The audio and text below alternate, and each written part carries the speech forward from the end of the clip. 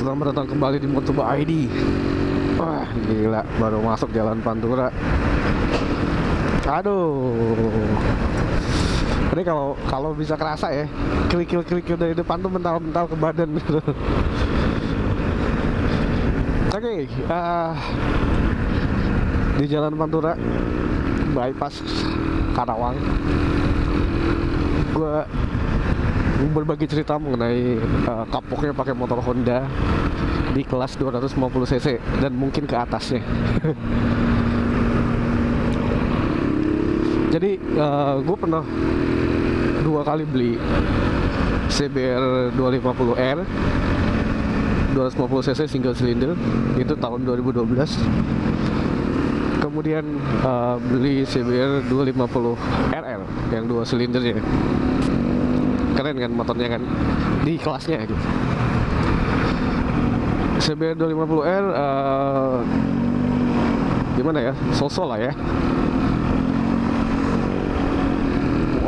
Karena single silinder gitu, jadi nggak begitu istimewa di Indonesia pada masanya.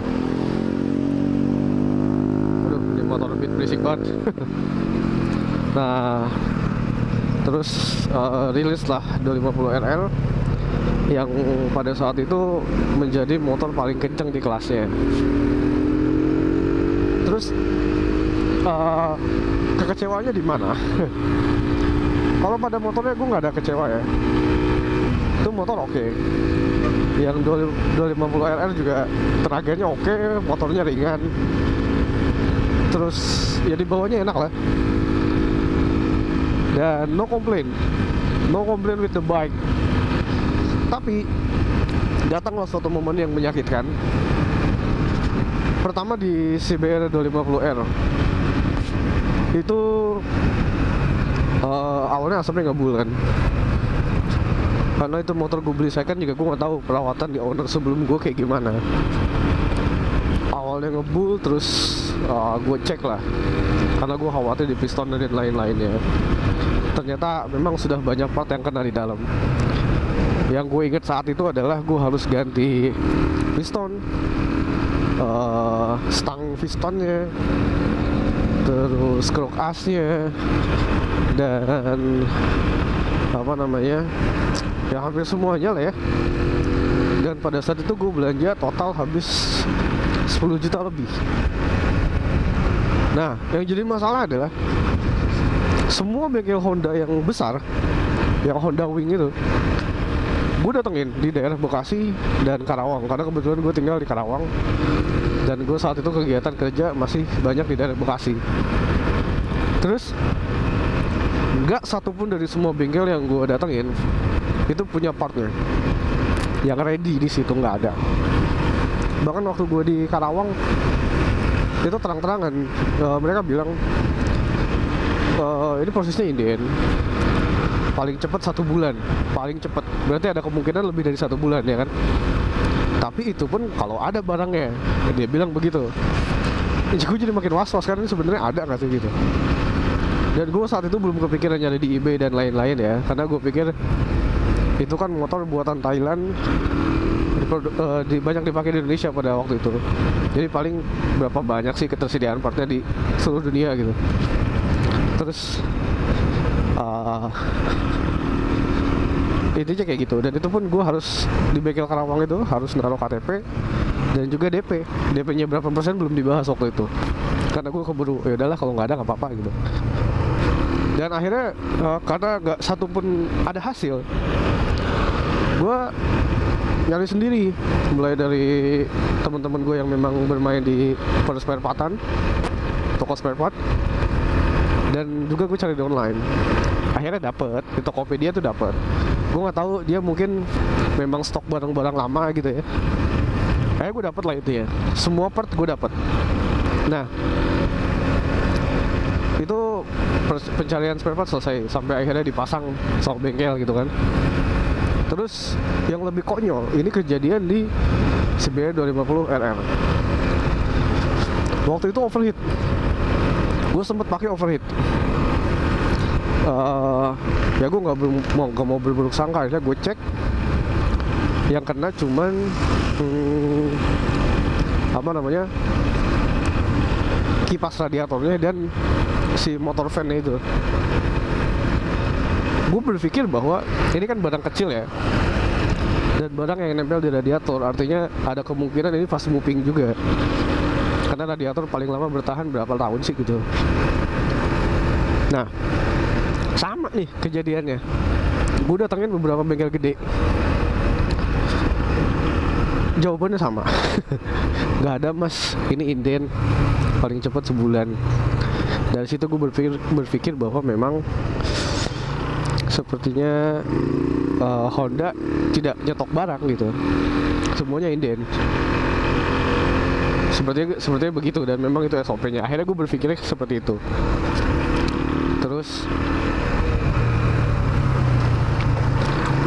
ya sudah, gue kembali lagi cari di online dan akhirnya dapet. Jadi kesimpulannya adalah, kenapa sih gitu untuk motor yang di Indonesia tuh penggunanya banyak, kenapa urusan spare part aja tuh sampai harus inden gitu, dan selama itu inden ya. Dan konyolnya lagi, ini gue dapat salah satu kesaksian tidak tertulis dan dari obrolan ringan gitu ya, dari temen gue yang pernah bekerja di perusahaan-perusahaan yang terkait dengan grupnya Honda.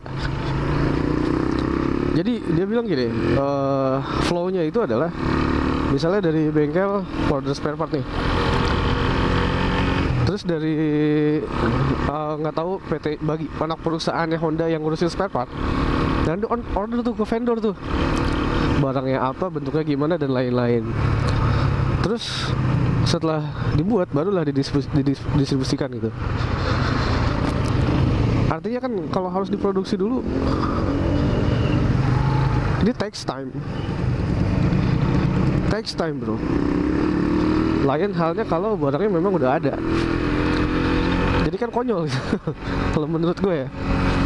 Kenapa gue bilang konyol? Karena setelah gue jual atau gue akhiri lah ownership dari CBR 250R dan 250RR itu, gue beli Ninja kan. Ninja juga sama, gue beli second, dan gue kejadian mogok karena ada bagian yang terbakar, kabel bodi, dan ngaruh ke apa gitu ya, relay dan lain-lain. Terus datanglah gue ke bengkel Kawasaki gitu. Setelah diceritain sama mekaniknya, ini yang kena ini gitu. Yaudah gue tanya, barangnya ada nggak pak, bisa selesai hari ini nggak, apa harus inden atau enggak gitu. Dan dia akhirnya bilang, oh nggak harus inden mas, tenang, barangnya ada, sekarang juga bisa dibawa pulang hari ini gitu. Di situ lah gue mikir kayaknya Kawasaki lebih siap deh main di kendaraan yang lebih gede gitu daripada Honda. Jadi begitu, itu adalah pengalaman gue, pure pengalaman gue pribadi mengenai motor Honda. Dan gue sih berpikir bahwa alangkah baiknya kalau ya Honda lebih siap lah masalah spare part. Kan kasihan ya, orang udah beli motor ibaratnya tuh untuk kelas 250 ke atas itu kan, kalau di HP itu udah kayak flagship gitu ya. Ya alangkah baiknya dari segi pelayanan, spare part dan lain-lain juga lebih siap gitu. Gitu. Jadi masih sih sekelas Honda harus inden selama itu, dan belum tentu ada atau enggak gitu.